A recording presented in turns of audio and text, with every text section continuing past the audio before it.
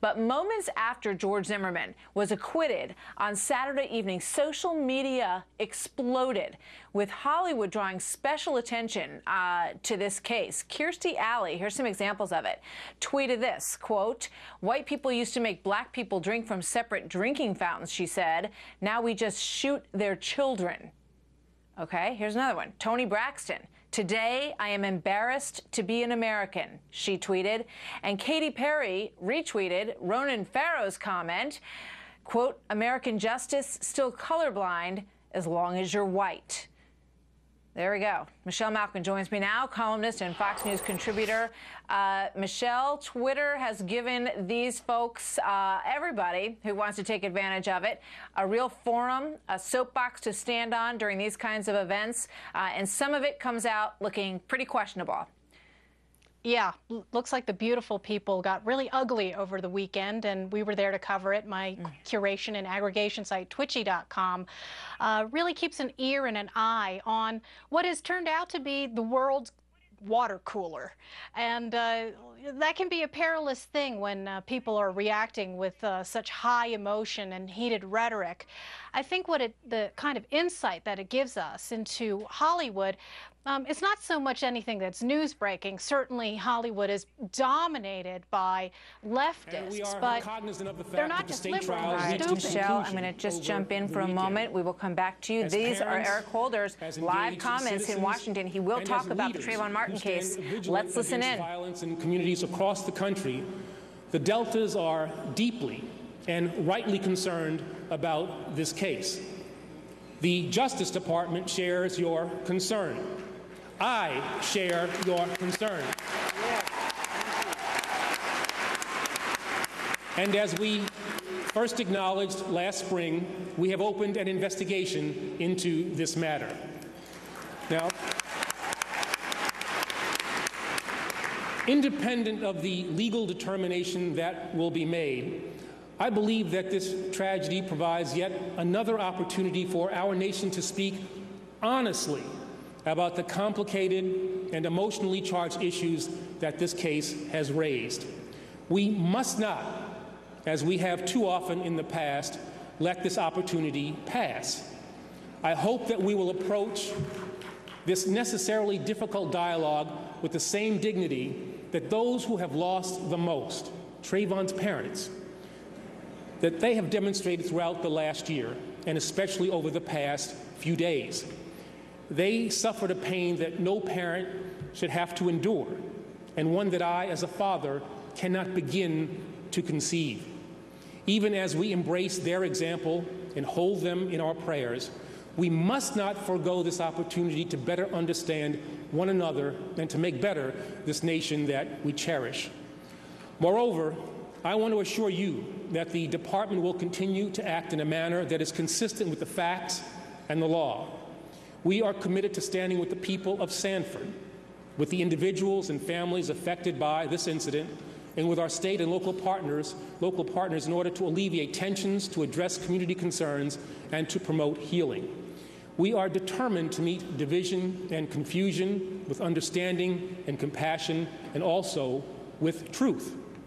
We are resolved, as you are, to combat violence involving or directed at young people, to prevent future tragedies, and to deal with the underlying attitudes, mistaken beliefs, and stereotypes that serve as the basis for these two common incidents. And we will never stop working to ensure that in every case, in every circumstance, and in every community, justice must be done. This is an aim we're proud to share with everyone in this room and with all who have contributed to the culture of excellence that has been this organization's hallmark for the last century.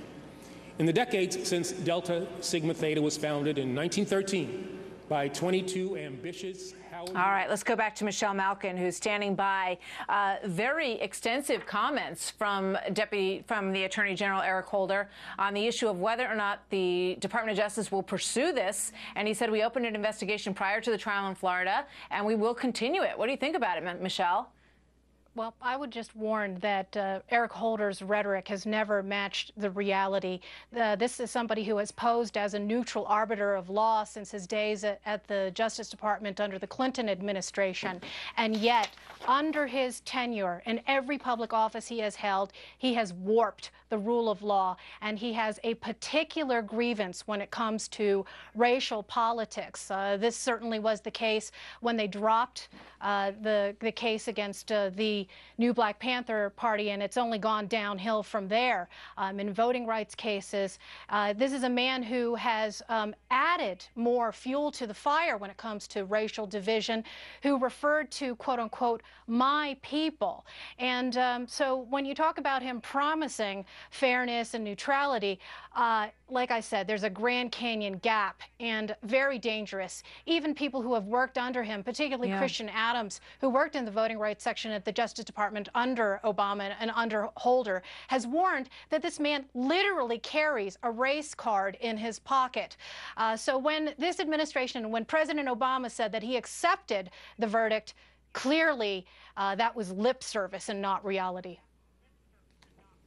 Yeah, you know, it's so interesting to me, Michelle, when you talk about his follow-through on things, and regardless of whether or not you agree with on some of the things he's brought up. For example, I would look at the Khalid Sheikh Mohammed situation and saying that he must be tried in New York. Well, he ended up, you know, eventually dropping that idea. I mean, there are numerous examples of times when he has brought something up. Benghazi, that we would seek justice in the Benghazi case. What about Fast and Furious? What about Brian Terry? What about Brian Terry's family, who also grieves the loss of a son, and the acknowledgement and the commitment that there would be justice sought in those cases? It raises questions that people seeking their understanding of justice in this case might want to be wary of. Yes, good point, Martha. Selective enforcement is the hallmark of this administration, and there are certain victims of crimes and victims of injustice who have gotten short shrift in this administration. And that's why, you know, when you look at the Department of Justice, it's really the Department of Selective and Social Justice. And this is the most dangerous thing of all, of course, because justice is supposed to be blind. But this administration only looks at it with a left eye, clearly. You know, but how do you think he's serious, I guess, is the follow-up question there about pursuing this case? It has already worked its way through the court system, which was the reason that they stepped aside after beginning that investigation. They said, well, let's let it work its way through the system. Do you see them genuinely pursuing this as a civil rights case from that level?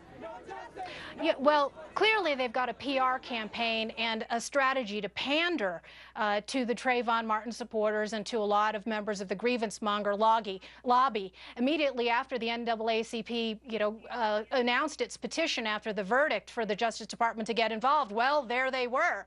And both Christian Adams and Andrew McCarthy, who was on the show just a little while ago, have talked about the fact that the FBI had looked into this case and found no grounds to charge George Zimmerman with any kind of civil rights violation. But for the narrative and the optics, they need to keep feeding this public perception that somehow George Zimmerman is a racist devil, when clearly that's ridiculous. And just to wind this back to the discussion we had at the very beginning about Hollywood, there's this pop culture incentive, this pop culture momentum to turn this man into a devil, and it's very dangerous. And what Obama should be doing, of course, is trying to tamp down a lot of the incitement that's going on. He clearly did that when he tried to cast the Tea Party as racist and divisive, but he won't step forward and try and defuse this bomb. Look at the chaos that we're seeing in places like Oakland and other urban areas. Where's a responsible voice to say, calm down and let justice speak and serve? All right. Michelle, thank you very much. Michelle Malkin joining us from Colorado. Thanks, Michelle.